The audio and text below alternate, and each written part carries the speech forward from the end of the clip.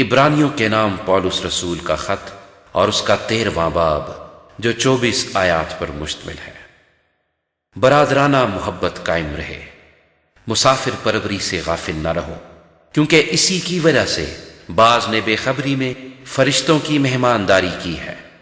قیدیوں کو اس طرح یاد رکھو کہ گویا تم ان کے ساتھ قید ہو، اور جن کے ساتھ بدسلوکی کی جاتی ہے ان کو بھی یہ سمجھ کر یاد رکھو کہ ہم بھی جسم رکھتے ہیں۔ بیاہ کرنا سب میں عزت کی بات سمجھی جائے، اور بستر بے داغ رہے، کیونکہ خدا حرام کاروں اور زانیوں کی عدالت کرے گا۔ زر کی دوستی سے خالی رہو، اور جو تمہارے پاس ہے اسی پر قناعت کرو، کیونکہ اس نے خود فرمایا ہے کہ میں تجھ سے ہرگز دستبردار نہ ہوں گا اور کبھی تجھے نہ چھوڑوں گا۔ اس واسطے ہم دلیری کے ساتھ کہتے ہیں کہ خداوند میرا مددگار ہے، میں خوف نہ کروں گا۔ انسان میرا کیا کرے گا؟ جو تمہارے پیشوا تھے اور جنہوں نے تمہیں خدا کا کلام سنایا انہیں یاد رکھو، اور ان کی زندگی کے انجام پر غور کر کے ان جیسے ایماندار ہو جاؤ۔ یسوع مسیح کل اور آج بلکہ ابد تک یکساں ہے۔ مختلف اور بیگانہ تعلیم کے سبب سے بھٹکتے نہ پھرو، کیونکہ فضل سے دل کا مضبوط رہنا بہتر ہے، نہ کہ ان کھانوں سے جن کے استعمال کرنے والوں نے کچھ فائدہ نہ اٹھایا۔ ہماری ایک ایسی قربان گاہ ہے جس میں سے خیمے کی خدمت کرنے والوں کو کھانے کا اختیار نہیں، کیونکہ جن جانوروں کا خون سردار کاہن پاک مکان میں گناہ کے کفارے کے واسطے لے جاتا ہے ان کے جسم خیمہ گاہ کے باہر جلائے جاتے ہیں۔ اس لیے یسوع نے بھی امت کو خود اپنے خون سے پاک کرنے کے لیے دروازے کے باہر دکھ اٹھایا۔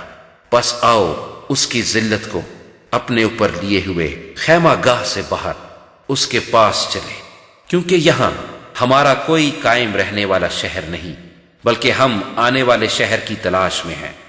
پس ہم اس کے وسیلے سے حمد کی قربانی یعنی ان ہونٹوں کا پھل جو اس کے نام کا اقرار کرتے ہیں خدا کے لیے ہر وقت چڑھایا کریں، اور بھلائی اور سخاوت کرنا نہ بھولو، اس لیے کہ خدا ایسی قربانیوں سے خوش ہوتا ہے۔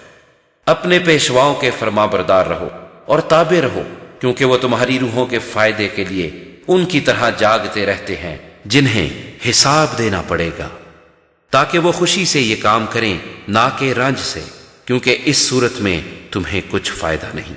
ہمارے واسطے دعا کرو، کیونکہ ہمیں یقین ہے کہ ہمارا دل صاف ہے اور ہم ہر بات میں نیکی کے ساتھ زندگی گزارنا چاہتے ہیں۔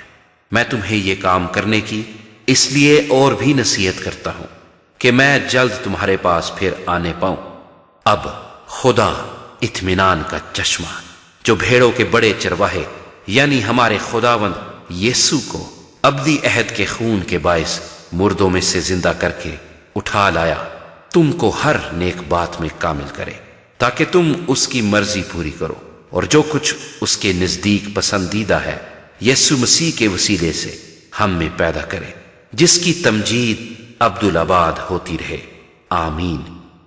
اے بھائیو، میں تم سے التماس کرتا ہوں کہ اس نصیحت کے کلام کی برداشت کرو، کیونکہ میں نے تمہیں مختصر طور پر لکھا ہے۔ تم کو واضح ہو کہ ہمارا بھائی تیموتھیوس رہا ہو گیا ہے۔ اگر وہ جلد آ گیا تو میں اس کے ساتھ تم سے ملوں گا۔ اپنے سب پیشواؤں اور سب مقدسوں سے سلام کہو۔ اطالیہ والے تمہیں سلام کہتے ہیں۔ تم سب پر فضل ہوتا رہے، آمین۔